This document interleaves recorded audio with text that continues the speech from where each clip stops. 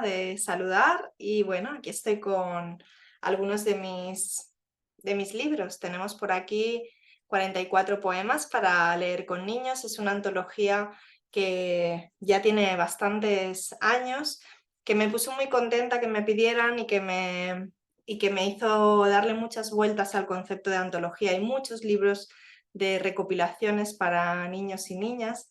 Y para mí era importante en ese momento que, que un libro pudiera tener o contener un itinerario lector desde que el bebé llega al mundo hasta que somos adultos jóvenes, ¿no? Y eso es lo que intenté, bueno, pues en esta recopilación, que hubiera voces de las dos partes del océano, que tuviera representación, poesía actual, poesía, incluso poetas que no escriben para niños, que hubiera poesía tradicional, que hubiera clásicos, que hubiera anónimos, que hubiera, y bueno, ahí un poco es la idea. Entonces podemos encontrar a, a César Vallejo, por ejemplo, o a María Auxiliadora Álvarez, que son poetas que no escriben para niños, pero también tenemos a Lorca, por supuesto, o tenemos algunos poemas para todas las edades. A mí uno de los poemas que más me gusta para muy pequeñines, que es un juego de preguntas y respuestas, es un poema de Ángela Figuera y Merich, que además permite luego seguir jugando y yo lo recito siempre a dos voces. Cuando hemos hecho un recital en voz alta, siempre intento que se lea entre dos personas. Es un poema de Ángela Figuera y se titula Jugando. Es una poeta además que escribió durante toda la dictadura aquí en España y que de alguna forma su voz no ha llegado, es muy difícil encontrar sus libros y su poesía, aunque escribió con, con los grandes poetas de la época. Sin embargo, a ella nunca la han enseñado en los institutos ni ha llegado a las pruebas de acceso a la universidad, por ejemplo. Los jóvenes no la conocen. Así que me pareció importante reivindicarla. Ella empezó a escribir para niños, para sus nietos, y este es uno de sus poemas que más me gusta. Dice: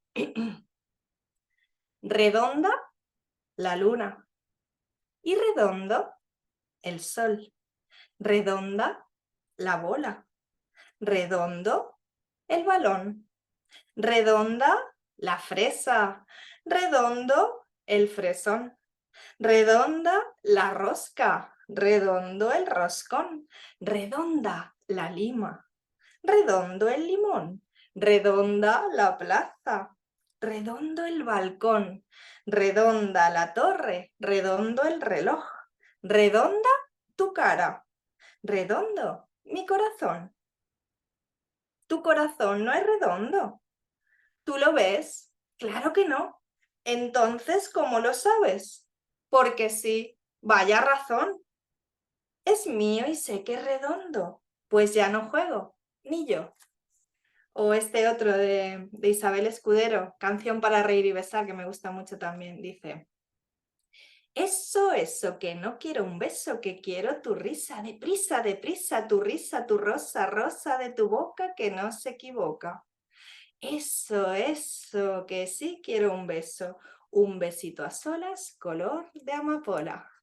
Y encontramos, bueno, pues muchísimos 44 poemas para todas las edades y para todos los gustos. Otra de las cosas que tuvimos una gran discusión fue con el orden, porque lo lógico o o lo esperable es que estuvieran ordenados cronológicamente. Esos libros de bebés, de esos poemas de bebés al principio, y que fueran subiendo según subía la edad. Pero yo le di muchas vueltas y entonces le propuse al editor que los pusiéramos totalmente salteados, que no hubiera un orden, es más, intercalados, y que pusiéramos unas guardas que dijeran: la poesía no muerde y manténgase al alcance de los niños. De manera que si un niño pequeño tomaba el libro en sus manos y llegaba un poema, pues por ejemplo, como Masa, de César Vallejo, que es un poema duro, difícil, esperanzado también, el de Masa, que habla de la guerra y del sinsentido de la muerte, y no llegaba a él porque todavía no tenía suficiente experiencia y suficientes recuerdos para elaborar todo esto, pues que inmediatamente en la página siguiente tuviera este otro poema de Pedro Mañas, que es con el que sí que podía conectar. En fin, están salteados de manera que si tienes a León Felipe y sé todos los cuentos, pues en la página siguiente encuentres a Eduardo Polo y un niño tonto y retonto, o este que es para adolescentes, oferta de empleo de Juan Bonilla. Después está María de la Luz Uribe con su Rey de Papel. Bueno, está muy pensado ese no orden para que esas manos pequeñas que puedan tener el libro en sus manos puedan encontrar, o para leerlo en familia.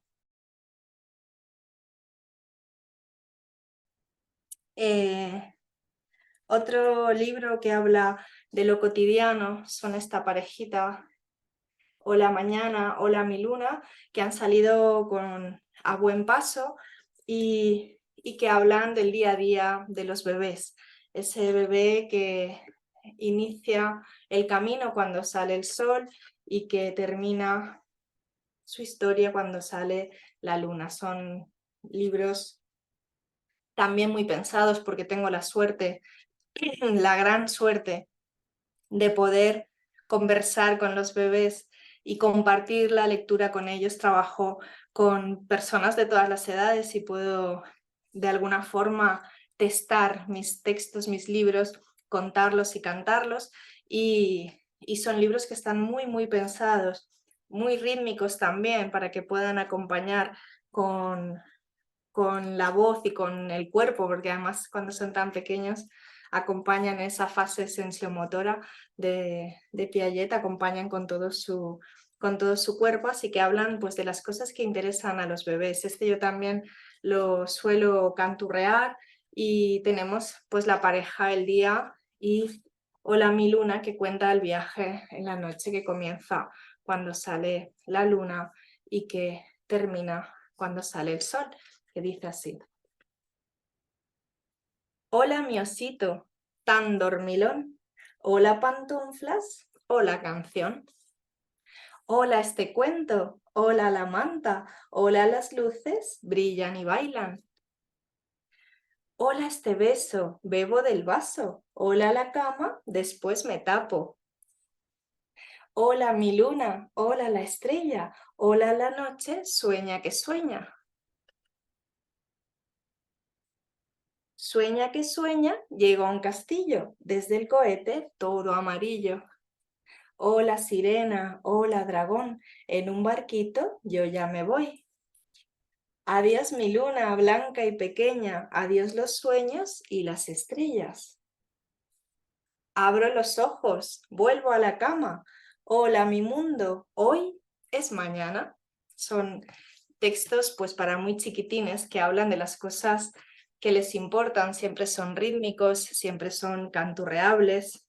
Cuando son muy bebés cuentan, solo tienen conciencia de los dedos de una mano, sus dedos, los 5 lobitos, así que los cuentos que cuentan del 1 hasta el 5, los textos, los poemas, esta mamá pata que tiene 5 patitos y los va contando, y cada uno de ellos nos cuenta una historia. Mamá pata tiene un pato que se asoma en un zapato. Mamá pata tiene dos, pero nunca les da tos. Mamá pata tiene tres y los cuida todo el mes. Mamá pata tiene cuatro y van juntos al teatro. Mamá pata tiene cinco y nadando dan un brinco. Mamá pata y sus patitos, ella los cuida y los cuenta y los perfuma con menta. Y también será su cuna tan dulce como la luna.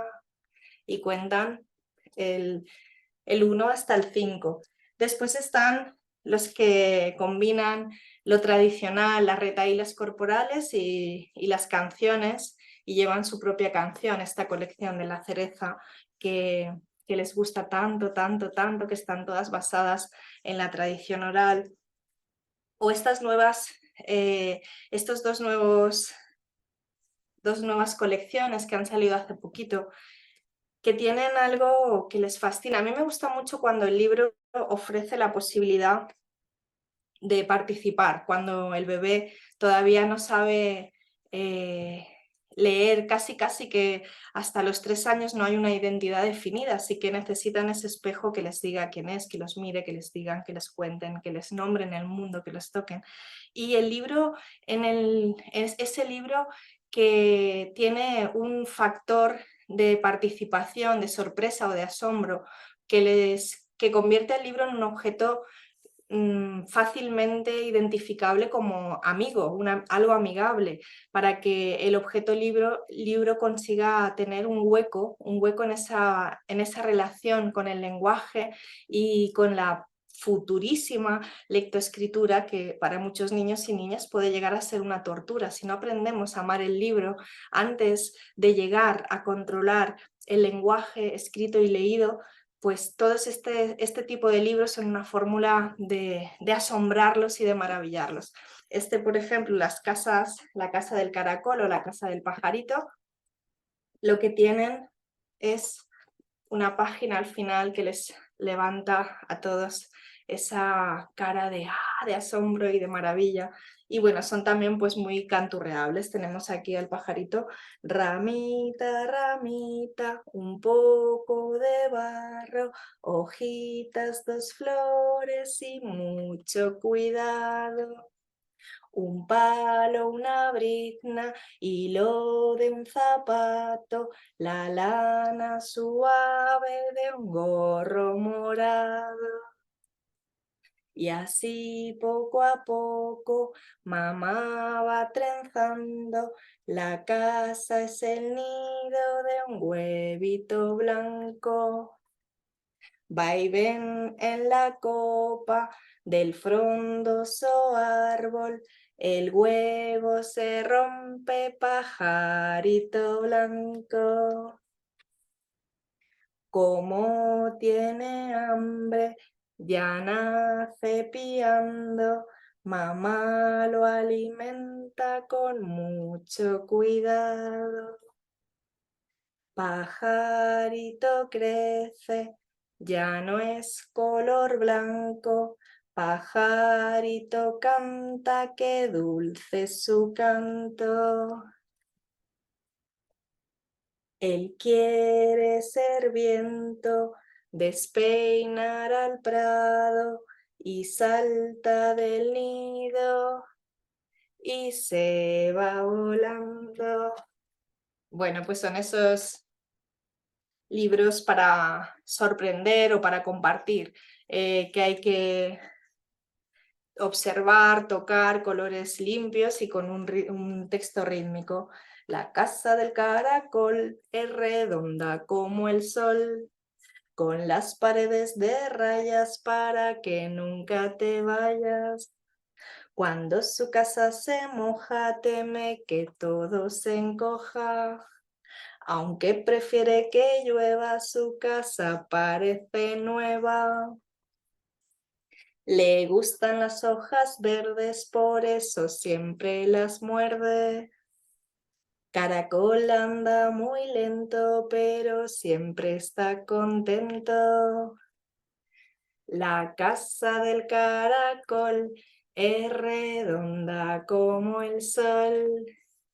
Este tipo de juegos, o los libros con solapas para recitar, pues con estructuras de poesía tradicional, en realidad acumulados, encadenados, que se repiten, como Nicolasa. Nicolasa, además ilustrado por Mariana Ruiz, de Argentina, y que bueno, es un hit de los hits. Nicolasa y Mariana, que tuvimos que escribir la segunda parte La rana Mariana busca toda la semana. Esto lo tengo que contar porque además como sé que allí a Mariana Ruiz la tenéis tan presente. Bueno, pues cuando yo empecé a llevar a esta Mariana por los coles y muchísimos niños ha llegado a sus manos, muchos.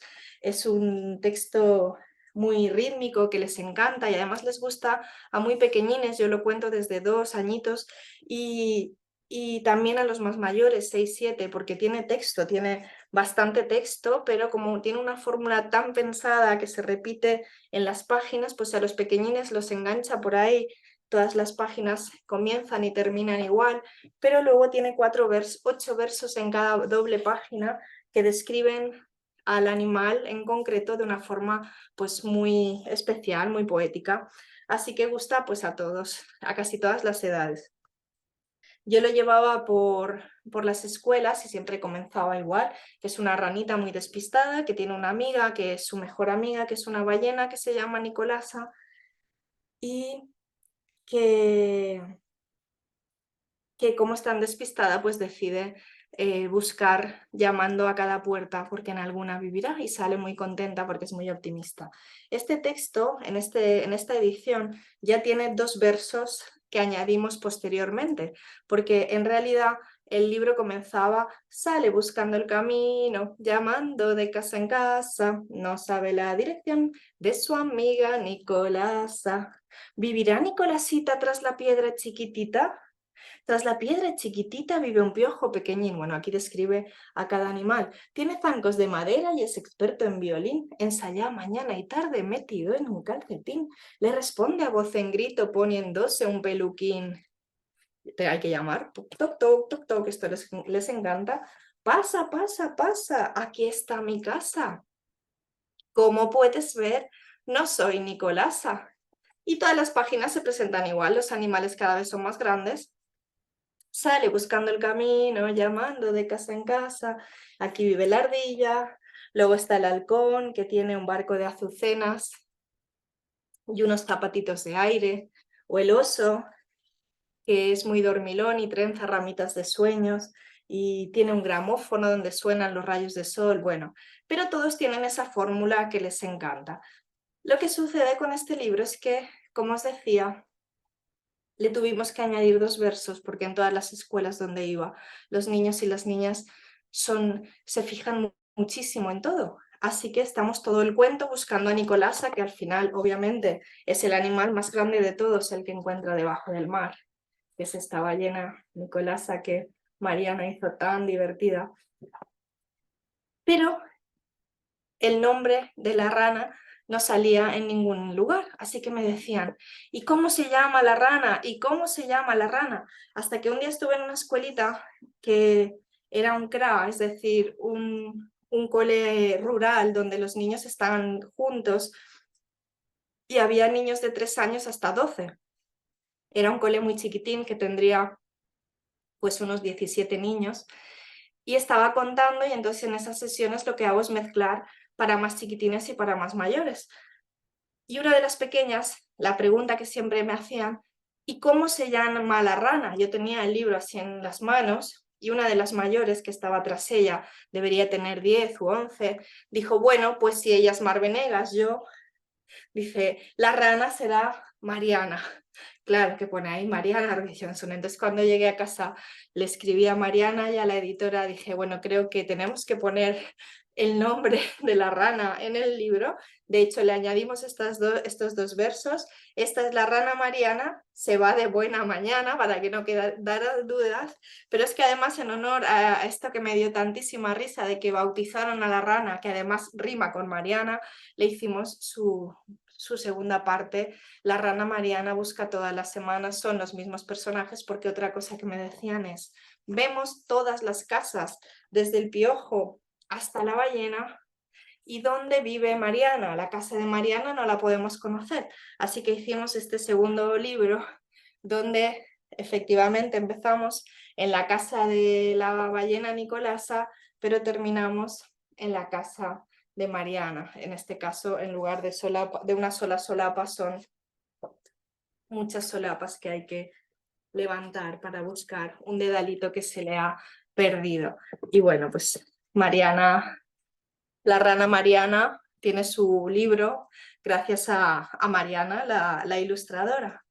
Otros libros que creo que me gusta mucho contar a partir de 3 años y hasta mayores es Esta pequeña semilla, que es un libro que le di muchísimas vueltas, efectivamente, es un libro infinito, me interesaba sobre todo contar. Yo vivo en el bosque y me gusta mucho fijarme en las cosas pequeñas, tengo muchas plantas y me gusta ver cómo crecen, cómo cambia el paisaje según la estación. Y me apetecía mucho esa idea de que las cosas que son enormes por arriba, esos árboles gigantes que podemos llegar a ser o a observar, pues han sido semillas primero y todo lo que sucede por arriba tiene abajo, soterrado, ¿no? Como en la propia vida, el alma que nos guarda nuestros secretos y nuestros misterios, ¿no? Todo lo que hay hacia afuera, adentro tiene el mismo mundo, ¿no? Un mundo por arriba y un mundo por abajo. Me interesaba mucho ese juego y entonces también que cada momento es especial e importante en ese mismo instante que está sucediendo. Es decir, el hecho de que a un pájaro se le caiga una semilla del pico y termine sobre la tierra es importante por sí mismo, no necesita nada más para ser importante, ¿no? El hecho de que la semilla se quede soterrada, el tiempo que pasa durmiendo, todos esos momentos son importantes, son una historia en sí misma. Y eso, para resolverlo, pues lo que hice fue comenzar cada una de las páginas de la misma manera. Había una pequeña semilla, todas las páginas comienzan como un cuento, porque todo tiene importancia. Había una pequeña semilla que un día cayó sobre el suelo. Allí estaba, observándolo todo, hasta que algo importante sucedió. Había una pequeña semilla sobre el suelo. Llegó la lluvia y la mojó. Llegó el barro y la cubrió. Llegó el frío y la durmió. Había una pequeña semilla que dormía. Durmió todo el invierno. Una mañana la tierra que la abrazaba se tornó cálida. Había una pequeña semilla que se despertó con la lluvia fresca y el sol de la primavera. Debajo del mantillo, enterradas, la vida y la semilla se agitaron. Había una pequeña semilla que rompió su cáscara. Despacio, un hilito blanco se abrió paso. Necesitaba salir a buscar el sol y el viento, conocer lo que vivía arriba. Había una pequeña semilla que todavía no era nada. Por eso empujó y empujó hacia arriba y hacia abajo, y fue un diminuto brote que un día por fin rompió la tierra y se asomó al mundo. Y aquí debería terminar, pero en realidad es un cuento infinito como el ciclo de la vida y comienza de nuevo. Había un pequeño brote que se alegraba mucho de crecer y se dejó mecer por el viento y se dejó regar por la lluvia. Había un pequeño brote que bailaba y se estiraba, a veces tenía miedo, a veces estaba feliz. Así se convirtió en un pequeño árbol. Había un pequeño árbol que crecía despacio pero sin parar. Mientras sus raíces se desplegaban bajo tierra, sus ramas se alzaban con fuerza hacia el cielo. Había un árbol que se llenó de ramas, y sus ramas se llenaron de hojas, insectos y pájaros, y pronto lo habitaron las ardillas. Así se convirtió en un gran árbol lleno de vida. Había un pájaro, el rabilargo azul, que en aquel gran árbol decidió hacer su nido. Feliz y hambriento picoteaba un fruto cuando sin querer una pequeña semilla resbaló de su pico. Había una pequeña semilla que cayó. Así comenzó su viaje. Pico, aire, tierra. Soñaba con dormir todo el invierno y descubrir lo que vivía abajo. Y lo mismo, llegamos al final y volvemos a comenzar. Además, Neus Camaño, que es la ilustradora, y la editora de Akiara hicieron esta maravilla de acordeón, que además, cuando les digo a los pequeños que es un libro infinito que nunca se termina, les fascina, y además se dan cuenta que sí, porque podemos seguir contándolo siempre. Y bueno, y el último yo creo ya, porque si no, mi primer libro para niños.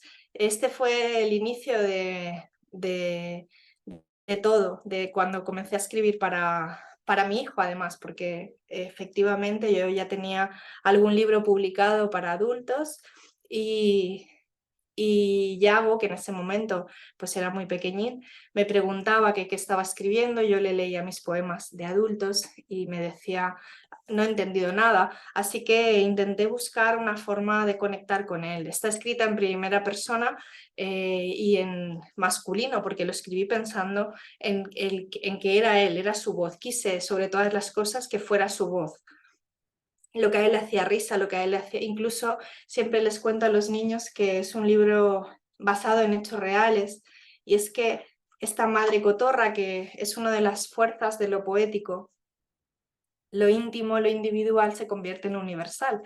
Una vez estábamos comprando el pan y me encontré con mi amiga que hacía más de 2 años que no la veía, bueno, muchos meses que no la veía, y comenzamos a hablar. Bueno, pues lo que hacemos, nos pusimos al día, estuvimos 40 minutos hablando, y Yago, que en ese momento tendría 7 años o así, me tiraba de la manga y me decía, mamá, mamá, y yo, sí, ya vamos, ya vamos. Y bueno, y ahí estuve yo poniéndonos al día, pues sí, pues cuando salimos de allá y fuimos al coche y se sentó en el asiento de atrás, dijo, mamá, eres una cotorra.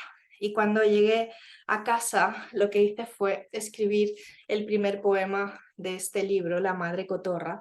No para de hablar, será Lora, la madre cotorra sin pausa que habla sin prisa y sin causa. No piensa que estoy esperando, no tiene consideración.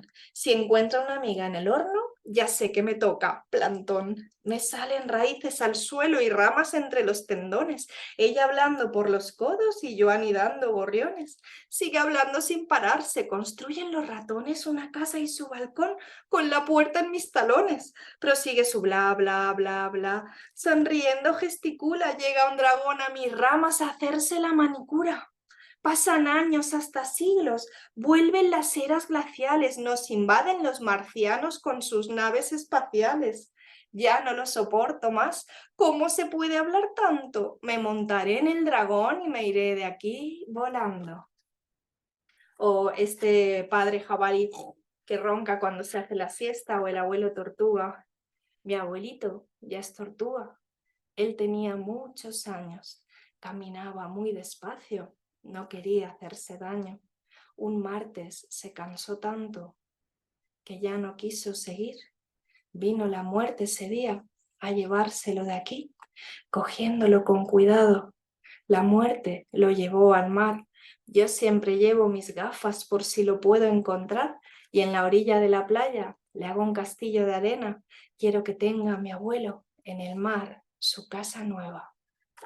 Pero en realidad los que más gustan a los niños y niñas, sobre todo los más mayores, son los conjuros para convertir a las profes, a las maestras. Además, yo normalmente lo recito en las escuelas. Estoy allí con las maestras en el salón, en la clase, y cómo se emocionan y se dan la vuelta, y ahí es donde me doy cuenta cuánta falta hace el lenguaje, la poesía, como un espacio de libertad y de subversión, porque todo lo que podemos decir a través del poema, todo lo que nos puede decir la poesía, es lo que no se puede decir, ese pacto que sucede, ese territorio de libertad absoluta, y se dan la vuelta, y entonces hay sobre todo 2 versos, son unos conjuros para convertir pues al profe de lengua o al profe de ciencias, y hay en concreto 2 versos que son los que hacen que se levanten y que miren hacia el profe y se emocionen muchísimo, y es el pareado. Además lo recito siempre en eco,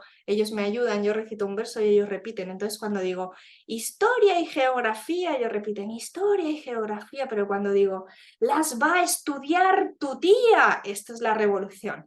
Y es el momento en el que me doy cuenta de cuánta falta hace un lenguaje libre, libérrimo, que sea capaz de destruir los muros, como decía el filósofo, porque los muros, los límites de nuestro mundo son los límites de nuestro lenguaje, y si no permitimos que la escuela, que la literatura, que la poesía se convierta en ese bastión de libertad, de subversión, pues ¿qué nos va a quedar, ¿no? Mentes planas dóciles, calladas, que no se subleven nunca, que nunca se permitan la posibilidad de decir, de errar, de volver a comenzar, de entristecerse.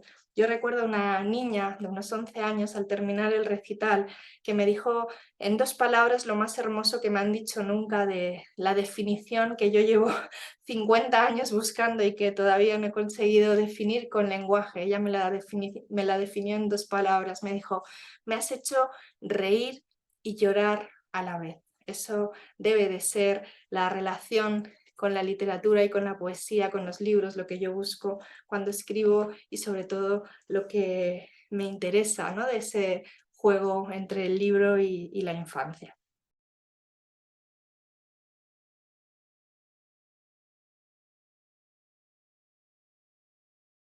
Quiero mandar un saludo con todo mi cariño a todas las docentes que hicieron la capacitación de acompañante de biblioteca. Espero que aprendáis mucho y que disfrutéis más. Con todo mi cariño desde España va este beso.